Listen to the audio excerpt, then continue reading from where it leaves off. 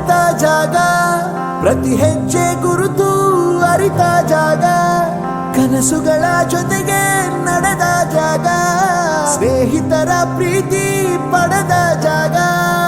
ಎಲ್ಲರೂ ಒಂದೇ, ಇಲ್ಲಿ ಮೇಲೂ ಕೀಳಿಲ್ಲ, ಜ್ಞಾನದ ಹಸಿವಿದ್ದಾಗ ಮೊದಲು ಕೊನೆಯಿಲ್ಲ. ಮನೆಯೇ ಮೊದಲ ಶಾಲೆ, ತಾಯಿನೇ ಗುರುವು, ತಾಯಿಗೂ ಪಾಠ ಹೇಳಿದ ಗುರುವೇ ಅರಿವು. We are the little champs of Nanda Gokula. We love our school. Welcome back to school. Welcome back.